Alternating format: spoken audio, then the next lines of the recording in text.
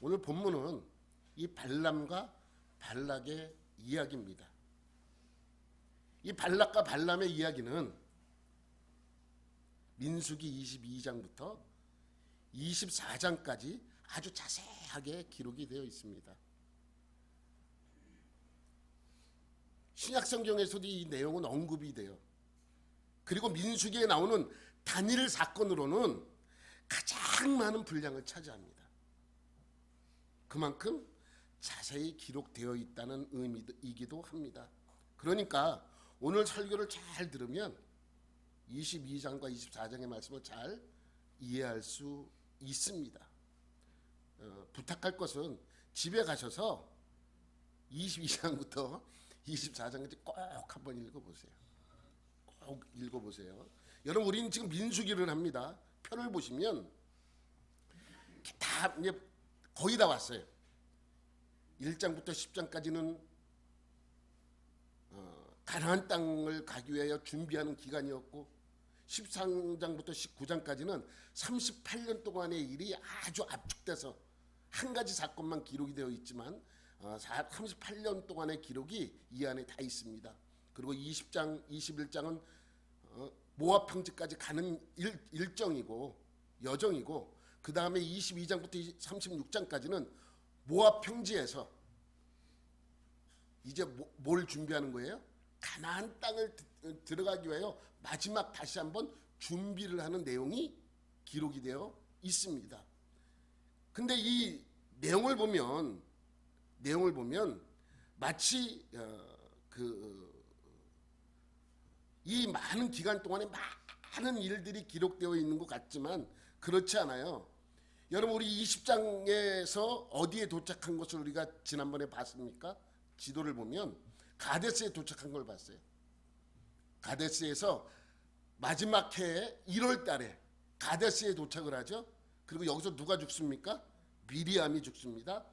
그리고 원래는 이 가데스에서 가나안 땅을 바로 들어가려고 했지만은 에돔이 허락하지 않음으로써 우회를 하게 돼요. 그래서 호르산 쪽으로 가서 오봇으로 해서 우회를 하는데, 이 호르산에 도착을 해서 여기서 누가 죽습니까? 아론이 죽어요. 몇 월 달에? 5월 달에.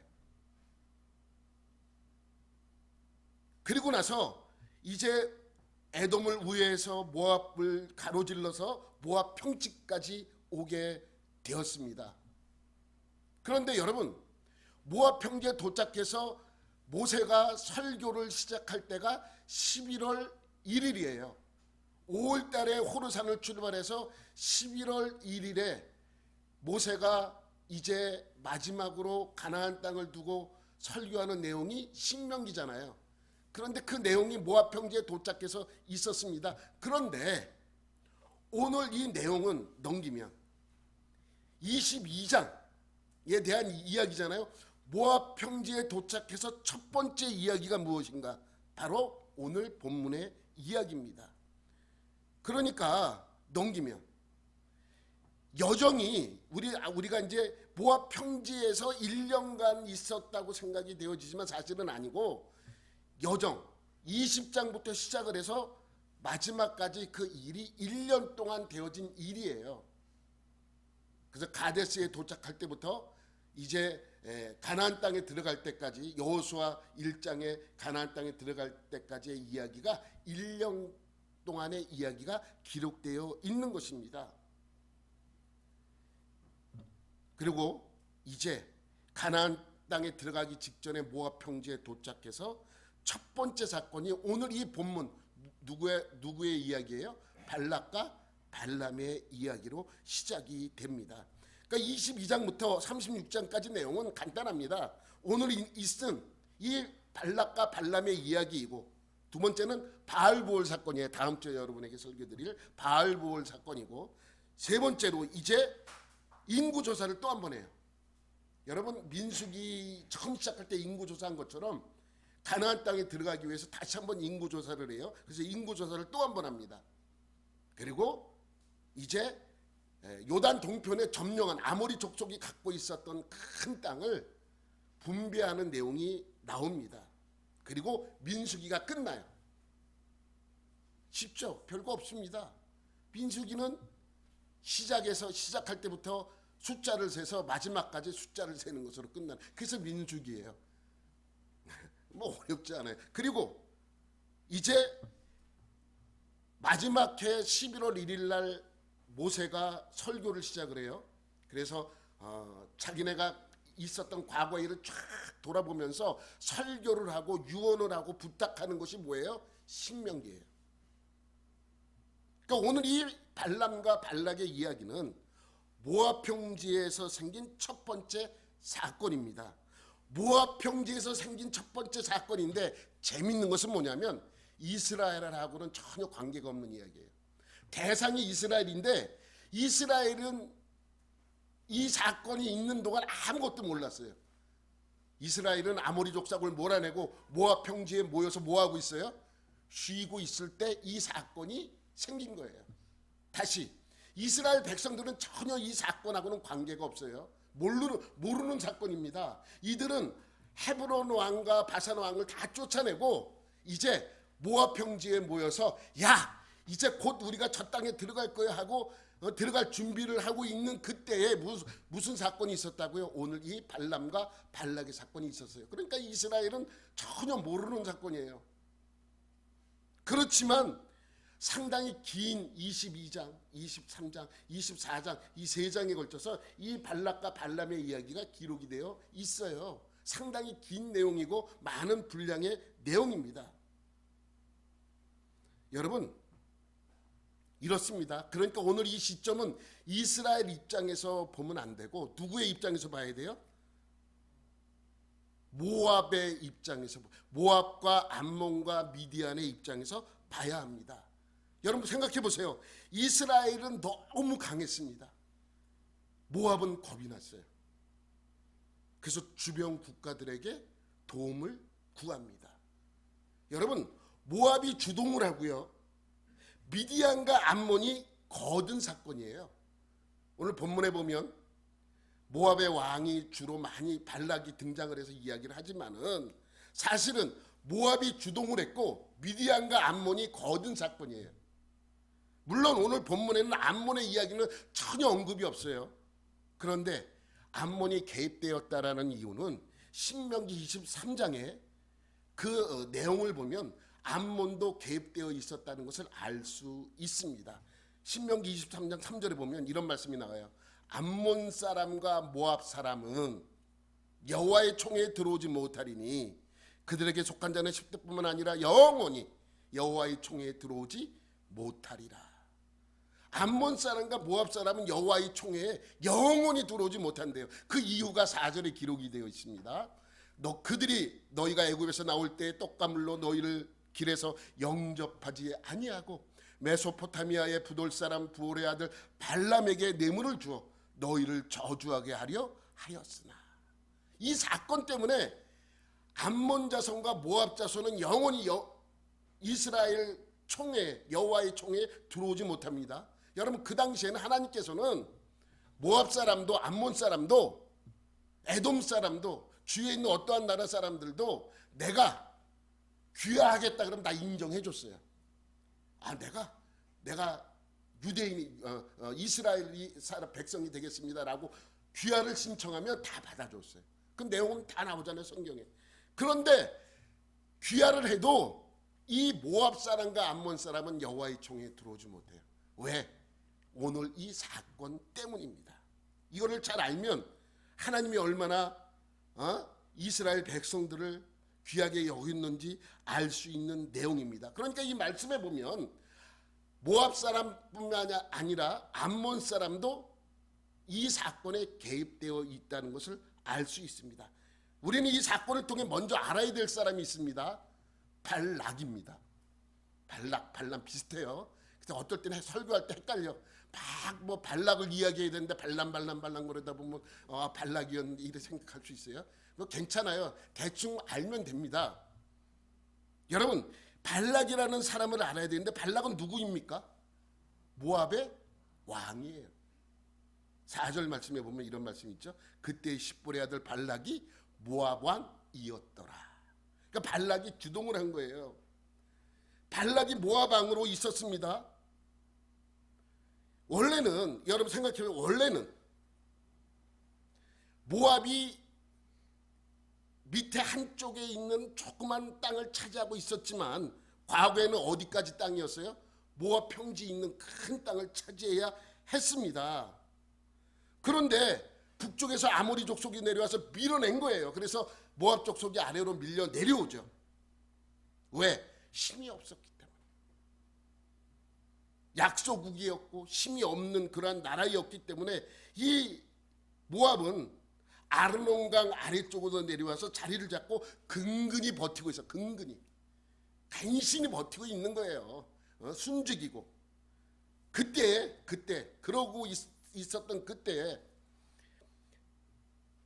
애굽에서 탈출한 이스라엘 사람들은 광야에서 40년 동안 있다가 자기네 나라를 관통해서 모압 평지에 가게 된 것입니다. 그런데 그 사람들이 너무 많아서 그 이스라엘 사람들이 너무 많아서 지나갈 때 한마디 하고 싶었지만 못했어. 왜? 힘이 없어서. 200만 명이나 되는 사람이 지나가고 있는데 거기다 잘못 말했다면 어떻게 돼요? 얻어 터져질 수도 있기 때문에 아무 소리도 못했습니다. 그렇게 지나간 이스라엘은 어떻게 했습니까? 올라가서 아주 강한 아모리 족속을 헤브론 왕 시온과 바산 왕 옥을 물리치고 그 땅도 점령해냅니다. 큰 땅을 점령하잖아요. 그리고 땅을 차지한 후에 모압 평지에 진을 치고 쉬고 있다라는 이야기를 듣게 되는 거예요. 여러분이 모압 입장이라면 어떻겠어요? 원래 저 땅은 누구 땅이에요? 내 땅인데. 원래 저 땅은 내 땅인데 라는 마음도 있었겠지만 또 한편으로는 뭐예요? 야, 내가 그래도 잘했어. 지나갈 때 아무 소리 안 한 거 얼마나 잘못했다가 우리도 다 저렇게 죽었을 텐데 이러한 생각을 했을 것입니다. 그리고 불안한 생각이 드는 거예요. 무슨 불안한 생각이요? 야, 저러다가 저들이 우리까지 쳐들어와서 우리를 다 몰아내고 죽이면 어떡하나, 이러한 걱정이 생기기 시작한 것입니다. 여러분, 그들이 자기보다 훨씬 힘이 센 아모리 족속을 몰아내고 이제 우리도 몰아내는 것은 시간 문제라고 생각을 하고 불안해했던 것입니다. 오늘 이 말씀 2절 3절 말씀 보면 이렇습니다. 십볼의 아들 발락이 이스라엘이 아모리인에게 행한 모든 일을 보았으므로 모압이 심히 두려워하였으니 이스라엘 백성이 많음으로 말미암아 모압이 이스라엘 자손 때문에 번민하더라. 그죠? 야, 이게 걱정스러운 거야. 저러다가 여러분 우리도 그러잖아요. 북한이 미사일 빵빵 쏴대고 막 이러고 그 원자폭탄 갖고 있다라는 그런 이야기들은 불안하잖아요. 야, 언제 저들이 미친 생각으로 튀있잖아. 잘못 누르면 우리는 이 남한은 초토화될 텐데 걱정스러운 부분이 있잖아요. 북한도 마찬가지예요. 자꾸만 이 남쪽에서 우리나라와 미군이 합쳐서 훈련하면 걱정스러운 거야. 저러다 갑자기 확 방향을 틀어서 북한 쪽으로 넘어오면 어떡하나 걱정스러운 거예요. 그래서 훈련만 하면 미사일 쏴대는 거예요. 하지 못하게. 그런 게 이게 이 발락도 얼마나 두려웠겠습니까? 그래서 어떻게 합니까? 미디안 장로들에게 도움을 요청합니다. 4절 말씀 보면 이런 말씀 있죠. 미디안 장로들에게 이르되 이제 이 무리가 그러면서 이야기를 합니다. 어떻게 하면 좋겠느냐 라고 이야기를 하죠. 여러분 미디안이 어디에 있었냐면 지도에 보면 나와요. 미디안이 요쪽에 있었어요. 미디안. 요 밑에 조금 이렇게 보이죠? 크게 좀 지도를 보면 이렇습니다. 미디안이 원래 땅이 넓어요. 그러니까 미디안 사람들에게 도움을 요청한 것은 뭐냐면 이스라엘 백성들이 광야에 있을 때 늘 부딪혔을 거 아니에요. 그런데 미디안이 살아남았잖아. 그러니까 이 모압 입장에서는 야, 저들이 40년 동안 이스라엘 사람들이 저쪽에 있을 때 잘 버텼는데 어떻게 버틸 수 있었나? 라는 의문점으로 물어봤겠죠. 그러나 불안한 거는 미디안도 마찬가지예요. 그래서 이 미디안 장로들이 누구를 소개시켜줘요? 발람을 소개시켜주는 거예요. 발람. 5절 말씀 한번 볼게요. 그가 사신을 부올의 아들 발람의 고향인 강가 부돌에 보내어 발람을 부르게 하여 이르되 보라, 한 민족이 애굽에서 나왔는데 그들이 지면에 덮여서 우리 맞은편에 거주하였고 쭉 이야기를 합니다. 그러니까 뭐예요? 부돌에 사는 발람에게 사신을 보내서 도움을 요청한 거예요. 여러분, 부돌이 어디입니까? 부돌이 자꾸만 사람들은 지도 한번 보면 나오는데 저쪽이래요. 근데 맞지 않아요. 시간적으로 생각해 보세요. 아까 우리 5월달에 출발했어요. 5월달에서 출발을 해서 11월 1일에 그러니까 10월 말까지 거의 5, 6개월 동안 점령하고 뭐하고 다 한 거예요. 준비까지 다 한 거예요. 그러니까 여러분 생각해 보세요. 이게 좀 말이 안 되는 게 저기가 직선거리로 600km예요. 하루에 60km씩 가도 열흘 동안 가야 되는 거예요. 그러면 2번 가요. 지금 이 사람들이, 이 사신들이 2번을 갔다 왔다 해요. 그러면 가는데 열흘, 오는데 열흘, 또 가는데 열흘, 또 오는데 열흘. 그러면 40일이 그런다면 그냥 시간적으로 맞지 않아요. 근데 잠깐만 부돌이 메소포타미아 지역이라고 나오고 막 이러니까 이쪽 북쪽이라고 생각하는데 저는 그렇게 안 봐요. 저는 왜 그러냐면 시간적으로 맞지 않아요. 그러니까 지금 이 모압과 이들이 이러한 일을 벌이고 마치는 데까지 짧게는 열흘, 길게는 한 달 안에 다 끝내야 돼요. 시간적으로 맞지가 않아요. 그러니까 이 먼 거리가 아니고 넘겨보세요. 넘기면 이 미디안 지역이 이쪽이고 미디안 사람들과 함께 이야기를 해서 발람에게 도움을 요청한 거 보면 이 근처 사람이에요. 넘기면 여기 보면 강가 부돌이라. 강가 부돌은 어디에 있어요? 강가에 있어요. 다시 넘겨봐봐요. 그러면 여기는 강이 4개가 있어요. 맨 아래 세렛강, 아르논강, 야복강, 야르묵강.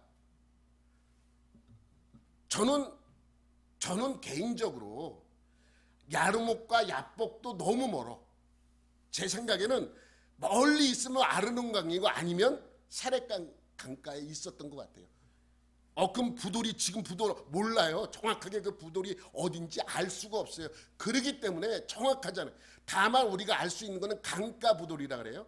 그러면 이 미디안 입장에서 강가라는 것은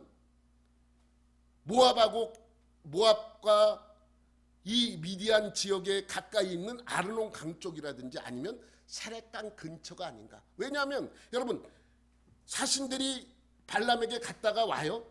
또 갔다 와요. 근데 멀리 있으면 시간적으로 맞지가 않아요. 시간적으로 보면. 그래서 이 부돌 지역은 이 세렛강 근처가 아니면 아르논강 근처일 것이다 라고 생각이 되어질 수밖에 없는 것이죠. 그리고 또한 31장 민수기 31장에 보면 이러한 내용이 나와요. 31장 봐봐요. 그 죽인 자 외에 미디안의 5왕을 죽였으니 이게 왜 그러냐면 이게 무슨 내용이냐면 자리를 잡고 이러한 일이 발생하고 이제 바알보올 사건이 생겼어요. 그러니까 이스라엘 입장에선 알았어. 그러한 사건이 있었다는 걸 알게 된 거예요. 그 열받잖아. 이스라엘 입장에서. 그러니까 이 미디안을 쳐서 다 없애야 돼요. 그런데 암몬과 모압은 왜 없애지 않았는가? 하나님이 그들은 죽이지 말라고, 해를 입히지 말라고 했기 때문에 그들은 놔둔 거예요. 그런데 그 일에 개입된 미디안의 5왕을 죽여요. 죽이고 나서 바로 누구도 죽여요? 발람도 죽여요. 그러니까 여러분 생각해 보세요. 미디안은 남쪽에 있는데 저기 북쪽에 있는데 가서 죽이고 왔다는 거예요? 아니에요. 요 앞쪽 내용의 말씀을 보면 각 지파에서 1000명씩 특공대를 조직해요. 그래서 12,000명을 만들어서 미디안을 치는 거예요. 치면서 그쪽에 있는 이 발람도 칼로 죽이게 되는 것이죠. 그러니까 미디안과 이 부돌이라는 곳은 멀지 않은 곳이라는 것을 알 수 있게 되는 것입니다. 지도를 보면. 그래서 이 미디안에서 모압과 가까이 있는 곳, 그리고 모압 평지에서 와서 이들을 심판할 때 발람도 함께 죽였다고 얘기하는 말씀이 나오는 거 보면 분명히 아르논강 근처라든지 아니면 세렛강 근처라는 것을 우리가 알 수 있다는 것입니다. 이렇게 미디안 장로들이 모압 왕 발락에게 부도레에 있는 발람을 이야기를 했고, 그래서 이 발람에게 도움을 요청하기 위하여 발락이 사신단을 꾸려서 보내게 되는 것이죠. 그러면 발람은 누구인가? 발락은 모압 왕이에요. 발람은 선지자입니까? 많은 분들이 발람을 자꾸만 선지자라고 그러는 분이 있어요. 발람 선지자. 여기 국민일보 기사 한번 볼게요. 여기 보면 내가 이분 명예 때문에 이름과 이 교회는 밑에 지웠어요. 국민일보에 나온 거예요. 제가 국민일보에 나오지 않았다면 얘기도 안 해. 국민일보에서 이런 기사가 났어요. 뭐 노란색으로 칠했죠. 성경이 발람을 선지자로 호칭한 것은 흥미롭습니다. 또 그 다음 노란 거. 발람은 선지자다운 별스러운 짓들을 해가며, 또 밑에 두 얼굴을 가진 희대의 선지자 발람도. 잠깐만, 발람을 뭐라 그래요?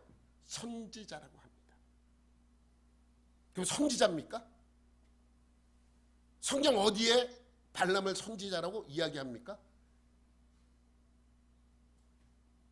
여러분, 그럼 왜 발람을 선지자라고 이야기하는가? 이러한 의문이 있는 거예요.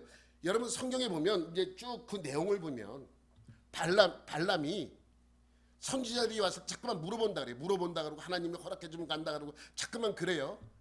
그리고 하나님께 물어봐요, 정말. 그리고 하나님은 정말 대답도 해요. 가라, 가지 말라, 이렇게 해라, 저렇게 해라. 하나님께서 이야기도 해 주십니다. 그래서 선지자라고 이야기하는 것 같습니다. 성경에는요, 한 번도 발람을 선지자라고 얘기한 적이 없어요. 한 번도. 단 한 번도 없습니다. 그러면 가짜 선지자도 있지 않느냐? 거짓 선지자도 있지 아니에요. 거짓 선지자도 아니고 가짜 선지자도 아니에요. 선지자 자체가 아니에요. 여러분, 먹고 살기 위해서 목사를 했어요. 그래서 그러한 목사들을 가리켜 제대로 된 목사라고 얘기는 하진 않아요. 우리는 먹고 살기 위해서 목사가 되는 게 아니거든요. 목적 자체가 다르죠. 그런데 달라요. 여러분 요즘 넷플릭스에서 뭐 한참 나는 신이다 이야기 나오잖아요. 여자가 난 금방 전도사 되고 목사가 됐다 그러잖아요. 그거는 목사가 아니에요. 그냥 목사라고 불려지지만 목사도 아니에요. 그냥 정명석이 야 너 전도사, 그럼 전도사 되는 거예요. 아 너 뭐해? 그럼 뭐가 되는 거예요? 말도 안 되죠. 그러니 이 발람을 선지자라고 이야기하는 것 자체는 잘못된 거예요. 절대로 선지자가 아닙니다. 그럼 뭐예요? 발람이 그럼 뭐예요?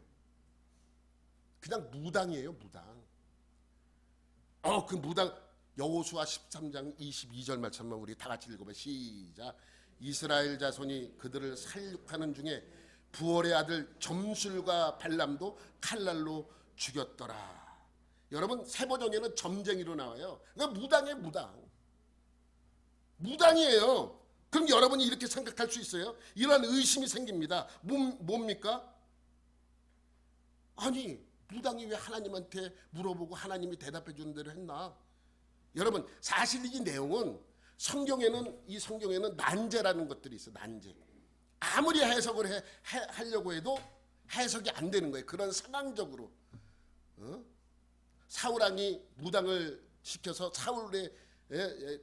죽은 사울을 영혼을 불러내는 이것도 사실은 난제 중에 난제예요.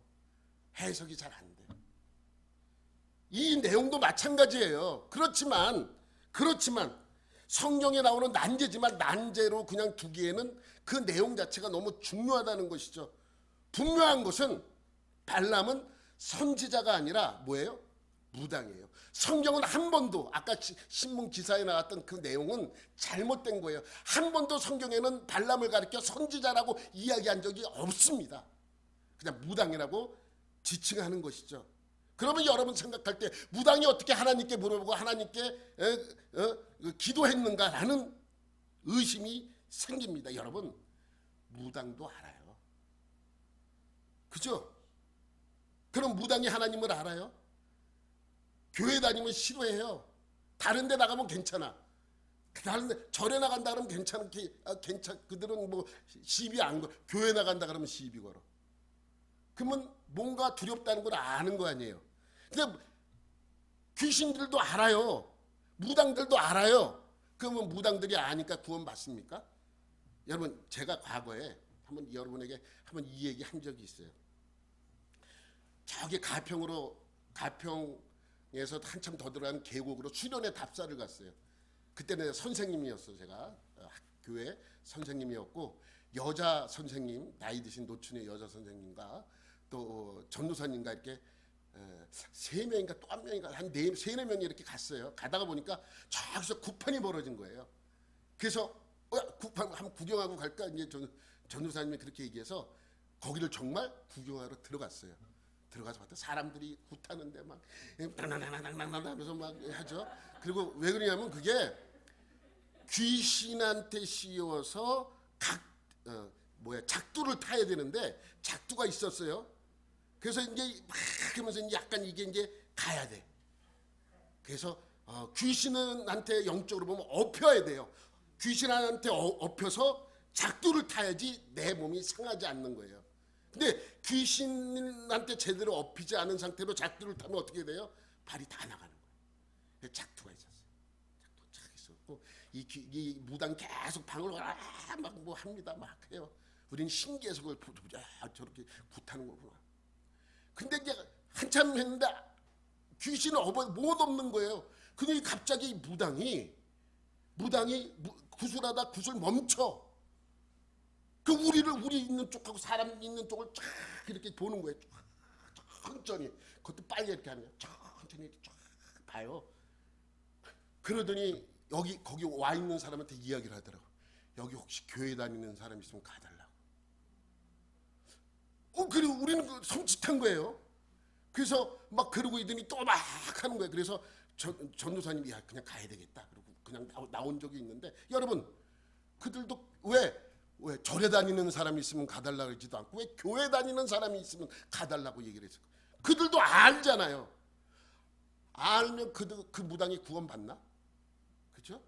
알아도 아는 문제하고 구원받는 문제는 또 다른 문제입니다. 여러분, 제가 아는 목사님이 저한테 얘기해 준 이야기입니다. 뭐냐면, 이것도 한번 얘기한 적이 있는 것 같아. 여러분, 대부분 예수 믿지 않는 일반인들은 무엇을 할 때 어딜 찾아가요? 무당을 찾아가서 점쟁이를 찾아가잖아요. 그래서 물어보잖아요. 이번에 내가 사업을 하려고 그러는데, 내가 이번에 뭘 하려고 그러는데, 이번에 내가 어떻게 하려고 그러는데, 학생들이 이번에 시험을 쳤는데 어느 대학 붙습니까? 그럼 무당들은 얘기하죠. 막 그러니 쌀도 쫙 뿌려가면서 하다가 동쪽에 있는 학교는 가지 마. 그러면 북쪽과 서쪽과 남쪽에 있는 학교 가면 다 붙나? 북쪽에 있는 학교는 가지 마. 사업할 때도 마찬가지. 북쪽에 있는 거 하지 마. 날개 있는 사업을 해. 닭집하라는 건가? 정확하게도 얘기 안 해요. 그냥 두리뭉실하게 얘기를 해. 그럼 나중에 안 되면 그 날개가 아니고 이 날개 이런 거죠. 정확하게 얘기 안 해요. 성복동 명리빌딩 1층에서 닭집해 이렇게 얘기하지 않아요. 서쪽으로 가면 이렇게 얘기하죠. 하여튼간에 이제 자기가 아는 사람이 사업을 하기 위해서는 무당을 찾아갔대요. 그랬더니 그 무당이 뭐 어느 쪽으로는 가지 말고 뭐 어느 쪽으로 그래서 그쪽에다가 이제 하려고 그러는데 날개 있는 사업을 하라 해서 닭집을 했대요. 2달 너무 잘 되더래. 근데 갑자기 조리독감이 딱 온 거예요. 망했어. 우리나라 사람은 특히 그 기가 얇잖아요. 뭐 한번 하면 조리독감 오면 닭고기 안 먹어. 사실 삶은 건 상관없는데, 튀긴 건 상관없는데 하여튼 안 먹어. 망했어요. 그래서 가서 또 얘기합니다. 시키는 대로 내가 했는데 너무 잘 됐는데 망했다고. 너무 잘 됐는데 망한 건 망한 거예요, 그냥. 그래서 이번엔 그랬더니 또 이번에는 또 돼지고기 그래서 돼지고기집을 냈대요. 또 망했어. 콜레라 때문에. 돼지 콜레라 한 번 했다 돼지고기 안 먹었잖아요. 이상하게 그런 사람이 하나 있어요. 그래서 그렇게 해갖고 무당한테 찾아가서 이렇게 얘기도 하고 저렇게 얘기 다 망했어. 7번 망했대요. 무당이 시키는 대로 했는데 7번 망했대요. 그 8번 찾아갔대. 그 망했다고. 근데 무당이 고개를 자꾸만 갸우뚱하더래요. 이번에 뭐 하면 좋겠냐고. 뭐 하는 게 중요한 게 아니라 당신 내가 할 얘기가 있다. 뭐냐고. 무당이 그러대. 종교를 바꿔보라고. 무당이 종교를 바꿔보라고. 그래서 무슨 종교를 바꾸냐고. 그때 무당이 뭐라 하는지 아세요? 교회를 다녀보라. 그래서 자기가 아는 사람이 교회를 다니는 사람이 있대요. 그럼 그 무당도 하나님이 더 세다는 걸 아는 거 아니야. 그죠? 그럼 그 무당도 구원받나? 여러분, 무당들도 알아요. 점치러 가면 교회 다니냐, 점괘가 안 나오면 교회부터 다니냐고 물어보잖아요. 점괘가 안 나오면. 분명한 것은 발람이 하나님께 물었어요.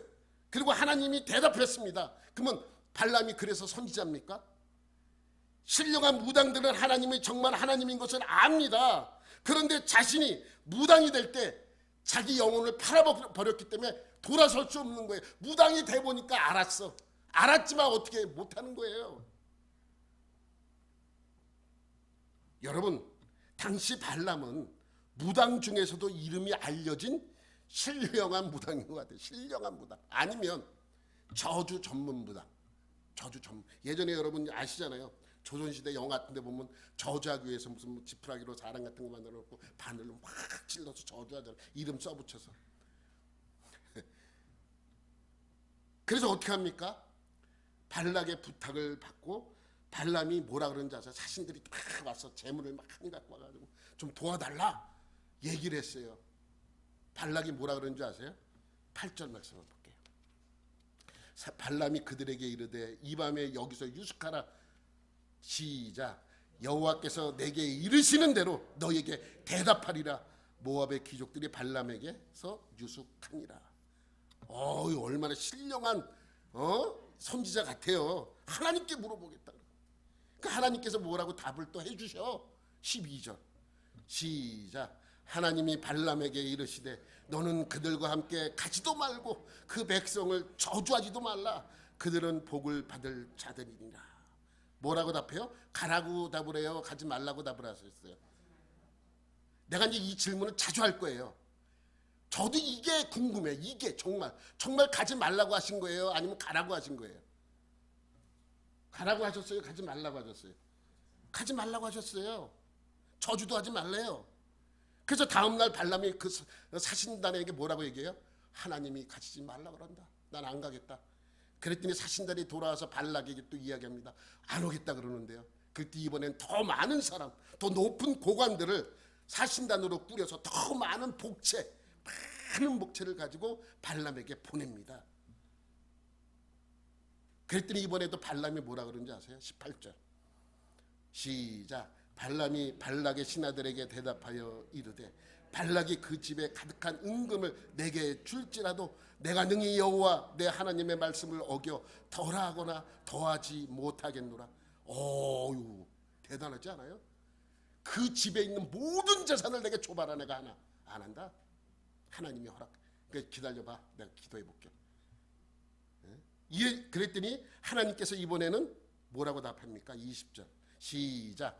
밤에 하나님이 발람에게 임하여 이르시되 그 사람들이 너를 부르러 왔거든 일어나 함께 가라. 그러나 내가 내게 이르는 말만 준행할지니. 가라요? 가지 말래요? 가래요. 또 여기서는 뭡니까? 가지만 또 내가 시키는 대로만 하래요. 그래서 아침에 일찍 일어나 어떻게 합니까? 사신단을 따라서 출발을 하게 됩니다. 나귀를 타고 출발을 하게 되죠. 그런데 발람이 가는 것 때문에 하나님께서 화가 나셨어. 그래서 여호와의 사자가 그가 가는 길을 막고 서 있는 거예요. 22절 말씀 시작. 그가 감으로 말미암아 하나님이 진노하심으로 여호와의 사자가 그를 막으려고 길에 서니라.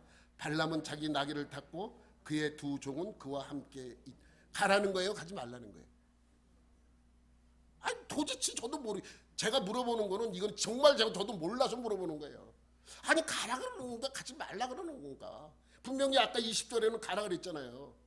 여기서는 또 여호와의 사자를 보내서 지키게 칼을 들고 서 있는 이 여호와의 사자를 지키게 하는 이유는 또 뭡니까? 그래서 이 광경을 발람은 못 봐요. 누가 봐요? 타고 있는 나귀가 보는 거예요. 나귀가 보는데 여호와의 사자가 칼을 들고 서 있단 말이죠. 그러니까 어떻게 나귀는 피해서 가야 되잖아요. 그래서 피하다 보니까 어딜 가는 거예요? 담벼락에 자꾸만 가는 거예요. 담벼락에 자꾸만 부딪히는 거예요. 그러니까 이 발람은 뭐예요? 열받잖아.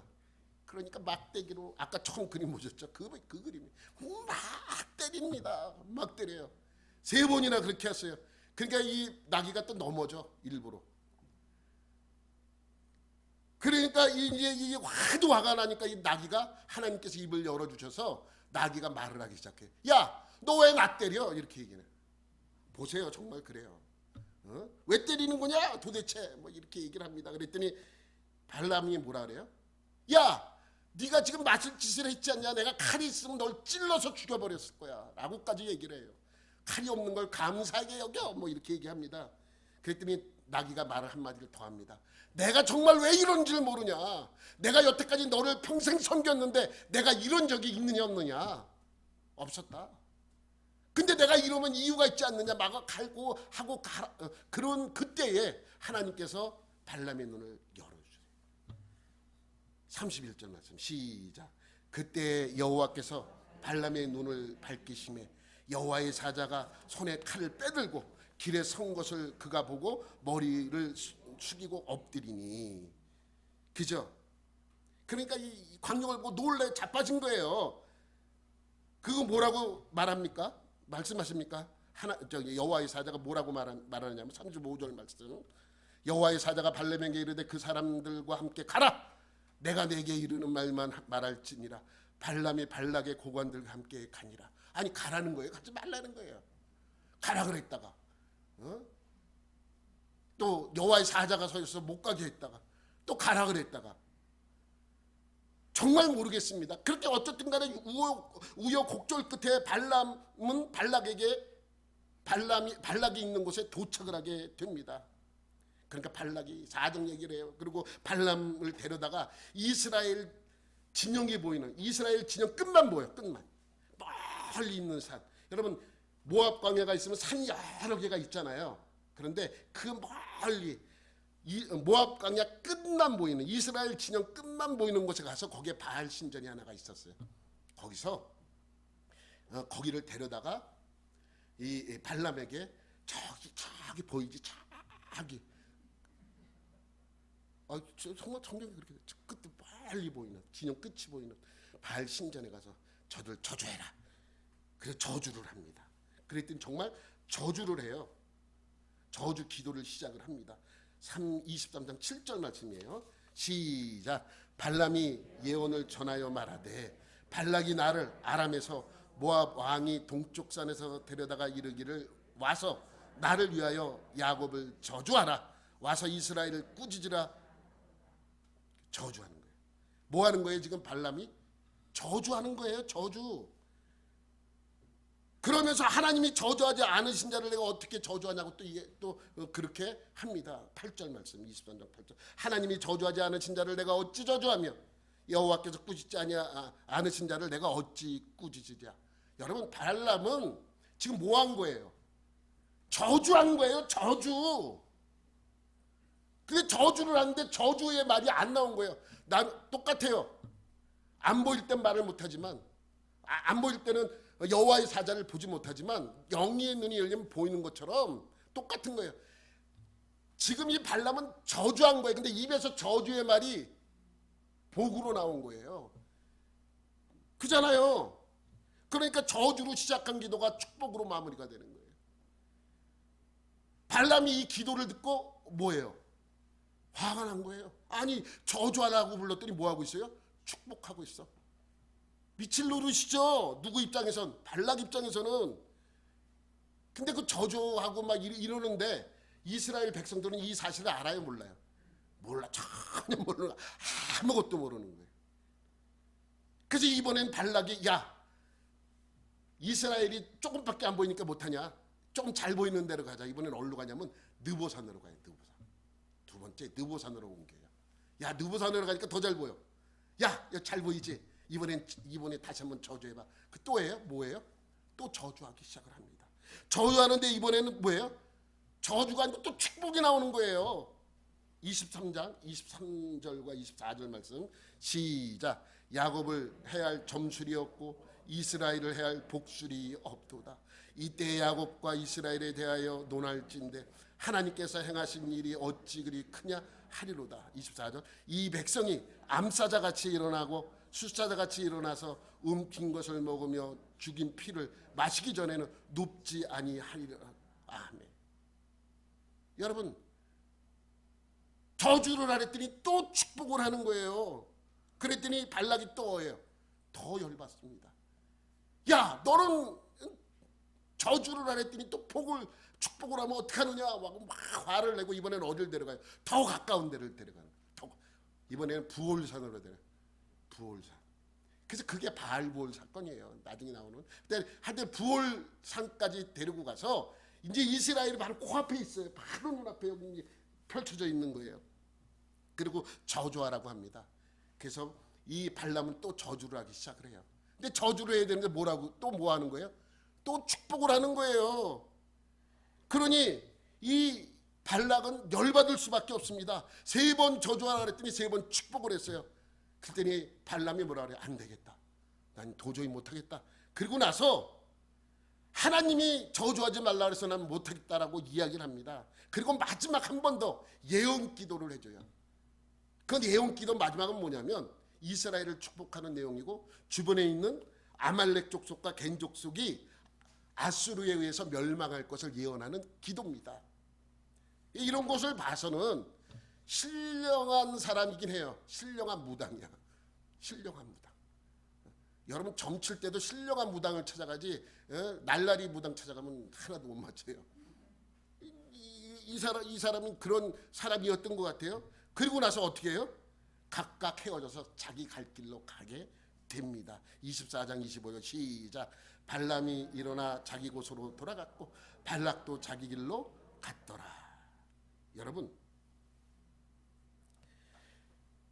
여러분 복도 하나님이 주셔야 복을 받습니다. 근데 저주도 마찬가지예요. 저주도 하나님이 허락해야지만 저주가 임하는 것입니다. 이걸 몰라요. 축복만. 여러분 저주도 하나님이 허락하셔야만 저주가 내리는 것이죠. 그럼 이 사건을 보고 이런 생각을 한 번쯤 해보시기 바랍니다. 정말 발람이 저주했다면, 발람이 축복을 하지 않고 저주를 했다면 이스라엘 백성들에게 저주가 임했을까요? 여러분 어떻게 했을 것 같아요? 만약에 정말 발람이 획가닥해서 이 신령한 무당이니까 저주를 막 했어. 그럼 저주가 이스라엘에게 임했을까요? 예. 여러분 참 훌륭한 목사 밑에서 배워서 이렇게 대답을 해요. 여러분 아무리 저주를 했어도 하나님이 허락해 주지 않으면 임하지 않아요. 여러분 귀신 무섭다. 귀신은 무서운 존재가 아니에요. 성경에 뭐 그냥 더러운 존재입니다. 그러니까 이 사건처럼 축복으로 끝나지 않고 저주로 끝났어도 하나님이 허락해 주면 이스라엘에게 저주가 임하지 않습니다. 그럼 왜 하나님께서 이 사건을 보여주었는가? 왜 보여줬어요? 이스라엘은 몰라 지금. 이스라엘은 아무것도 몰라요. 태평스럽게 자기는 지금 쉬고 있어. 그 왜 하나님께서 이 사건을 이렇게 많은 분량을 차지했어요? 22장, 23장, 24장 이렇게 많은 내용을 우리에게 알려준 것은 성경에 민수기에 없어요. 한 사건이 단일 사건으로 이렇게 길게 기록된 건 없습니다. 그 왜 이 사건이 이렇게 자세히 기록되어 있는가? 간단합니다. 주변 나라들도 알라는 거예요. 이스라엘은 누구 백성이다? 하나님의 백성이다.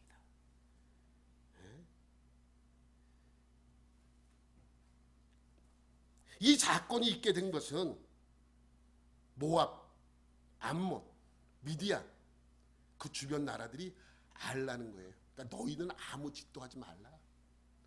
이 민족에게 손도 대지 말라. 이 민족은 누구 백성이다?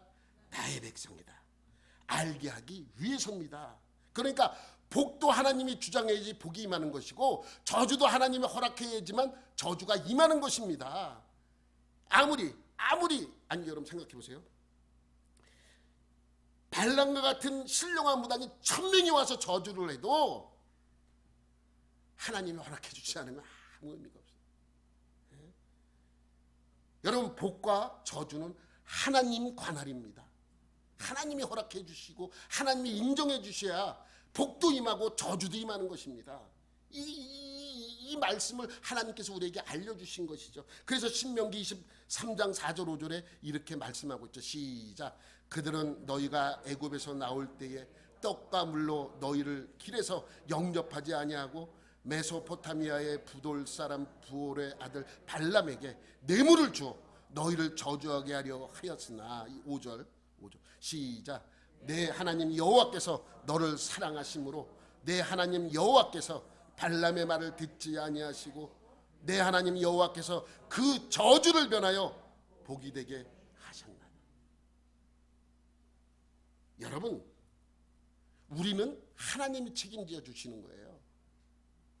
여러분 두렵죠? 마귀 새끼가 저 정명석이 우리 집 오면 어떡하나?